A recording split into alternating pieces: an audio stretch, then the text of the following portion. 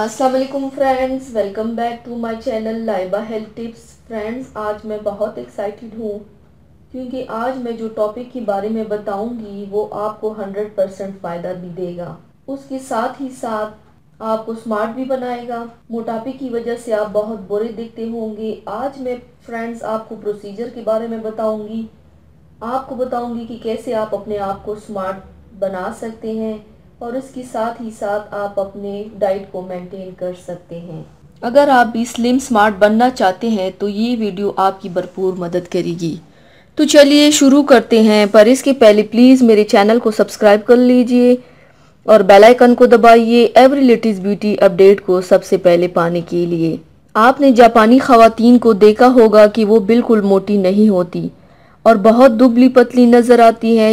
ये बात रिकॉर्ड पर है कि शायद ही कोई जापानी लड़की ऐसी हो जो मोटी हो। इसके अलावा ये बात भी हैरानकुन है कि दुनिया में सबसे लंबी उम्र का रिकॉर्ड, जो कि 84 साल की औसत उम्र है, वो भी जापानी लोगों के पास ही है। हमेशा दुबला पतला रहना या लंबी उम्र पाना, उसके पीछे क्या राज है, आज मैं आपको बता देती हूँ। उसकी सबसे अहम वजह यह है कि जापान में घरों के किचन में ऐसे खाने पीने की अशिया नहीं रखी जाती जिनकी वजह से वजन बढ़ता है। साथ ही ऐसे खाने खाए जाते हैं और ऐसे मशरूब पिए जाते हैं जिनकी मदद से वजन में कमी होती रहती है।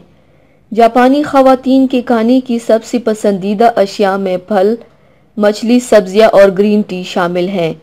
इन तमाम अशिया की हैरत अंगेज खासियत ये है कि उनको खाने से न सिर्फ वजन कम होता है, साथ ही उम्र बढ़ने का अमल भी बहुत सुस्त हो जाता है और इंसान जवान और शादाब नजर आने लगता है।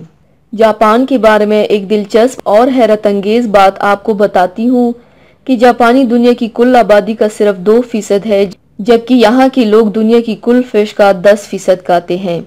वजन में कमी का एक अहम अंसर ये है कि जापानी बच्चों को बचपन से ही इस बात की तरबियत दी जाती है कि वो खाने को खूब चबा चबा कर खाएं और तेजी से ना खाएं।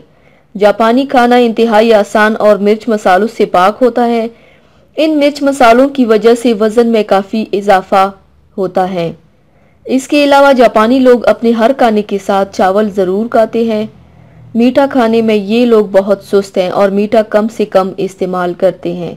जापानी खवातीन वर्जिश भी रोज़ाना करती हैं। पहाड़ों पर चढ़ना और साइकिलिंग करना उनका पसंदीदा मशगला है। तो व्यूवर्स, थैंक्स फॉर वॉचिंग। मेरी वीडियो को लाइक और शेयर ज़रूर कीजिएगा। मिलते हैं एक और नई वीडियो में, तब तक के लिए अल्लाह हाफिज़।